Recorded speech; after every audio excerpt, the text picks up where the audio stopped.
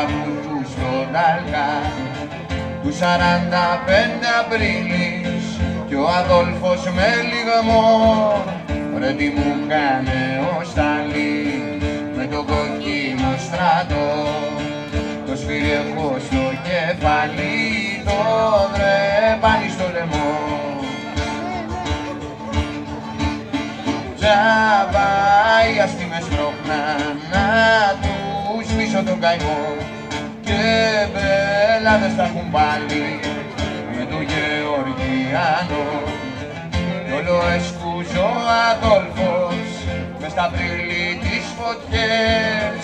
Μες στο Βερολίνο μπαίνουν οι κομμουνιστές, και οι Άριοι λαγίζουν αντίλογες παγαλές. Ωχ, Εβανού!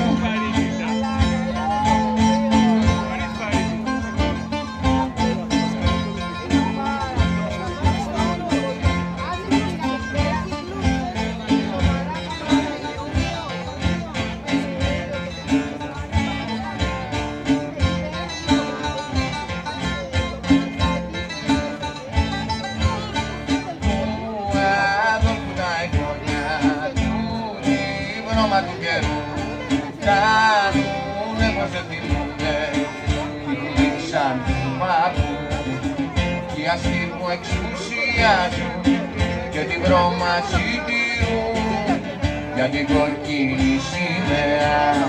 Πας στο Ράιχσταγ δεν μιλούν για την κοκκίνη σημαία. Πας στο Ράιχσταγ δεν μιλούν.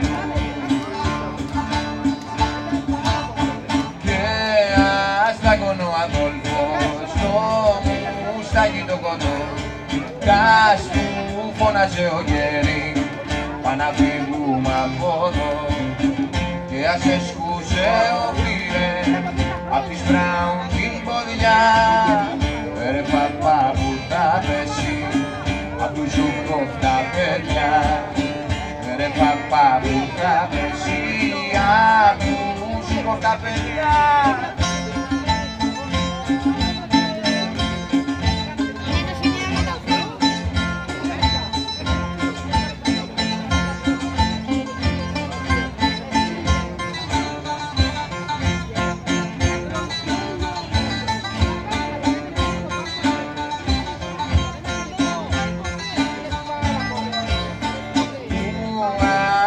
Τα εγγόνια ίσα φύλλα του δουλειά, ξανά μπήκα στη Μαρκίζα, στον αστόν το τσαπούκα.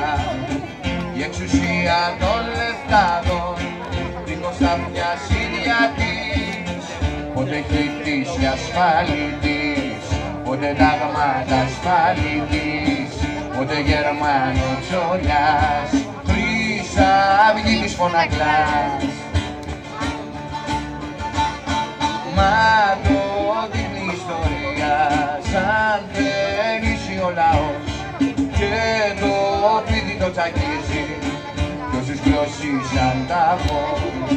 Κι όλο εσκούζω ο Αδόλφος και οι Άριοι λαγοί που τους κλείσανε το σπίτι του Βλαδιμίρου η γη, και ξανά θα τους το κλείσουν κι ας οι αστεί.